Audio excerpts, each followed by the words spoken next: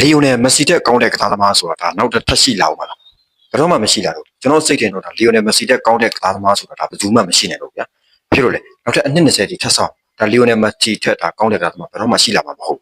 ဒါလီယိုနယ်မက်ဆီကဒါအခုချိန်မှာဒါသူ့ရဲ့အသက်39နှစ်အရွယ်ဒါရောက်ရှိနေဒီလိုရောက်ရှိနေတဲ့အချိန်မှာအသက်39နှစ်အရွယ်မှာတော့မှဒါလီယိုနယ်မက်ဆီကဒီလောက်ထိဒါလောက်ပြနိုင်သေးတယ်ဆယ်ကျော်တက်တွေနဲ့ဒါတန်းတူ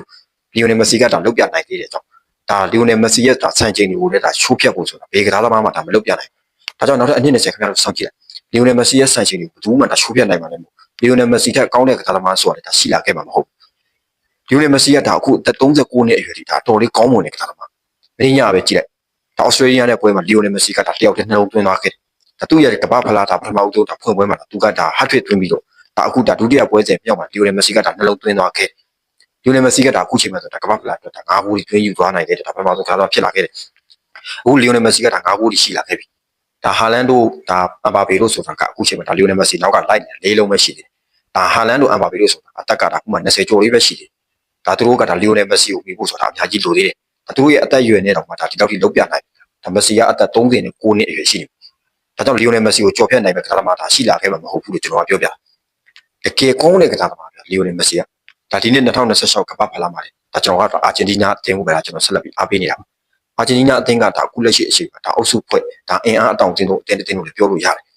အာဂျင်တီးနားမှာဒါစီးလုံးမှုကတော်လေးရှိတယ်ဒါလီယိုနယ်မက်ဆီကိုသူတို့ကဒါဘုရားသခင်လိုပဲအာဂျင်တီးနားရဲ့ဒါ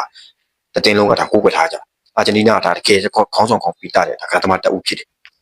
ဒါကြောင့်အာဂျင်တီးနားအသင်းသားအားလုံးလည်းဒါလီယိုနယ်မက်ဆီကိုသူတို့ကယိုတည်ပြီးတော့ဒါရှစ်ကြောက်ကြတယ်နော်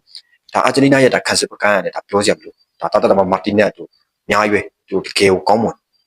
ကွင်းလိုက်ပိုင်းမှာဆိုတော့ဒါလီယိုနယ်မက်ဆီကိုဖန်တီးပေးမယ်သူပေါ်မှာပေါ့တကယ်မှလီယိုနယ်မက်ဆီကိုပဲပေးကြတယ်ဒါသူတို့ကိုသွင်းရရတယ်ဒါကိုမသွင်းဘူးအခုဒါ2026ကမ္ဘာဖလားဆိုတာကဒါလီယိုနယ်မက်ဆီရဲ့ဒါနောက်ဆုံးကမ္ဘာဖလားလေးဒါဖြစ်နေတာကြောင့်အာဂျင်တီးနားတသင်းလုံးကဒါလီယိုနယ်မက်ဆီကိုပဲဒါသူတို့ကဘောလုံး UTP ပေးတာ